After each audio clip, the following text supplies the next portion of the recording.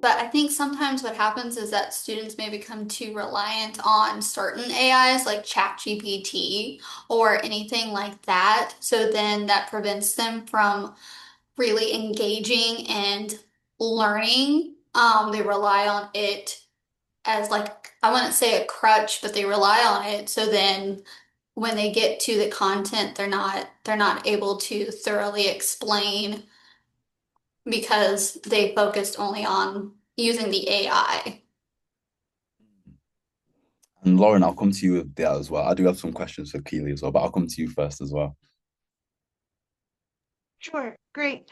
Yeah, I think I agree in many ways, and I think that the line is between assistive and agentic.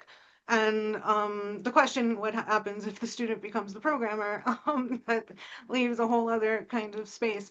But I think that anytime that, especially for people with disabilities and the wide array of ways in which AI can be used in order to help balance different barriers that people might experience Mm, and to enhance their strengths. I think that it's about what I've been talking about is amplifying intention. So if it is in the process of amplifying what it is that the student is trying to do, and it's assisting them in that process. But if a student says, evaluate this as a top studio writing coordinator and tell me where I can improve my work, that's very different than saying, write me a paper that a student writing coordinator will share with other students as an example of what to do, right? So there's those different ways in looking at it. So I think the barrier is really as soon as it becomes agentic.